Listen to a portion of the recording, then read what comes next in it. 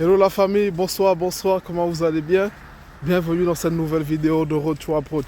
Ça fait longtemps, j'ai eu beaucoup de messages de beaucoup d'entre vous en tout cas qui m'ont contacté, mais depuis tu fais plus de vidéos et tout. J'ai dit non, j'ai pris un mois parce que voilà, le quotidien d'ici, voilà, ça m'occupait beaucoup et bon voilà. J'avais pas vraiment le temps de vous faire une bonne vidéo, mais là, voilà, je suis assez free et je vous prépare de nouvelles vidéos comme celle-ci. Voilà, si vous êtes la première fois que vous voyez ce visage, que vous tombez sur cette chaîne, n'hésitez pas, abonnez-vous comme voilà 1000 autres avant vous. Voilà, s'ils ont pu s'abonner, ça veut dire qu'ils trouvent des informations pertinentes pour leur, on va dire, pour leur projet d'études à l'étranger ou bien pour leur insertion à l'étranger parce qu'ici nous partageons tout ce qui est information pour immigrer à l'étranger de façon légale via les études, via le travail, via le tourisme et voilà, nous aidons à combler 2-3 questions assez pertinentes pour beaucoup d'entre vous. Alors, aujourd'hui, de quoi je viens vous parler? Je viens vous parler particulièrement d'une autre forme d'immigration, en Europe, particulièrement en Pologne, via le travail. Déjà, il faut comprendre que la Pologne étant un pays de l'Union européenne, et encore un pays de la zone Schengen, c'est-à-dire, je vais déjà expliquer la différence entre un pays qui est dans l'Union européenne et un pays qui est dans la zone Schengen. Il y a des pays qui sont dans les deux zones, c'est-à-dire il y a des pays qui sont et dans l'Union européenne et dans la zone Schengen, mais tous les pays n'y sont pas. Donc j'avais déjà fait une vidéo par rapport. Donc, je disais la Pologne est un pays qui fait partie des deux zones de l'Union européenne et de la zone Schengen. Et évidemment, c'est un pays qui offre beaucoup d'opportunités aux étudiants étrangers. C'est-à-dire que il est possible d'immigrer en Pologne via les études. Attendez, j'enlève ça. Via les études. Et il est aussi possible d'immigrer en Pologne via le travail. Alors, comment tout cela se passe? Vous savez, c'est possible, et j'en connais beaucoup, et nous en faisons même aussi à Road to Abroad. Nous aidons des étudiants qui ont minimum le diplôme du baccalauréat à trouver des contrats de travail. Et vous-même, vous pouvez trouver, c'est très facile. Il faut chercher juste à contacter des usines réglementées en Pologne, parce que c'est le seul job que vous pourrez trouver, des usines, voilà, que ce soit homme comme femme, pour pouvoir immigrer. C'est très facile, c'est très facile. Pourquoi je dis c'est facile? Parce que ce sont des jobs que les Polonais, eux, en fait, refusent de faire parce qu'ils estiment que c'est pas bien payé.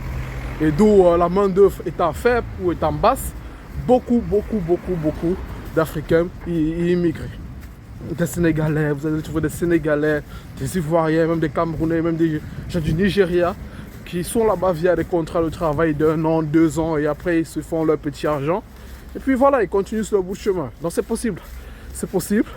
Donc c'est aussi une forme d'immigration légale. C'est aussi une forme d'immigration légale. Évidemment, je ne vous dis pas que c'est facile de le trouver, mais je dis que c'est possible parce qu'il y en a beaucoup qui le font. Donc il faut juste savoir chercher ou contacter les agences. Voilà. Ou contacter les agences qui peuvent vous aider à trouver des contrats de travail. Je crois que je ferai aussi une autre vidéo par rapport à cette option de travail pour le Portugal et la République tchèque parce que ce sont aussi des pays qui offrent tant pour moi de l'immigration via le travail. Et ça ne nécessite pas forcément de l'expérience, comme le Canada, en l'occurrence, requiert d'avoir beaucoup d'expérience, non.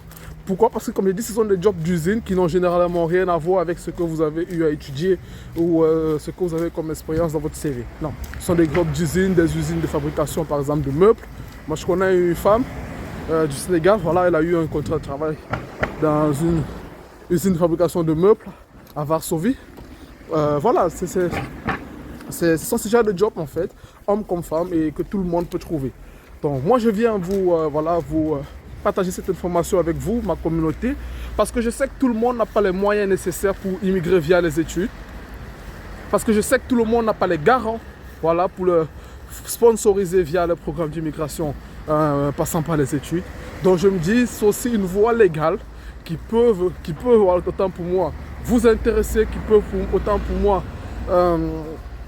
vous paraître pertinent et intéressant. Et généralement ça dépend, ça ne vous nécessite pas vraiment, ça vous nécessite pas vraiment autant de frais comme demande un visa étudiant. Voilà. Bon, ça c'est le message principal que je voulais partager avec vous.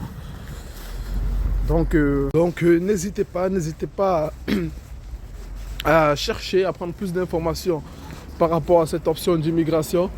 Voilà, n'hésitez pas, ça peut être une option magnifique pour vous. Comme je dis, il y a la Pologne qui offre cette possibilité. Et le Portugal, il y a la République tchèque. Voilà, j'ai même fait une vidéo par rapport au Portugal, par rapport à voilà, beaucoup des opportunités que ce pays offre aussi. Donc n'hésitez pas. Aussi, nous sommes déjà en décembre. Pour la plupart des pays européens, les admissions voilà, sont clôturées. Pour la plupart, il faut attendre déjà pour les rentrées de mars. C'est un pays où il faut les candidatures en janvier. Comme je dis, ça dépend. Donc vous pouvez aussi voilà, vous préparer pour ceux qui ont manqué les rentrées universitaires de septembre, octobre. Vous pouvez vous préparer pour les rentrées de mars. Et même déjà vous préparer aussi pour les rentrées de septembre 2023. Voilà. Quand je dis préparer, c'est vous renseigner quel pays vous convient le mieux avec votre budget. Vous renseigner où vous devez appliquer, les documents à préparer. Voilà. Vous savez, qu'importe l'immigration, et surtout étudiante, ça demande une préparation en amont. C'est-à-dire qu'il faut vraiment se préparer, avoir toutes les informations avant de se lancer. Donc les amis, voilà, je pense que avec cette courte vidéo, vous avez eu, on va dire, l'information principale par rapport à une autre forme d'immigration.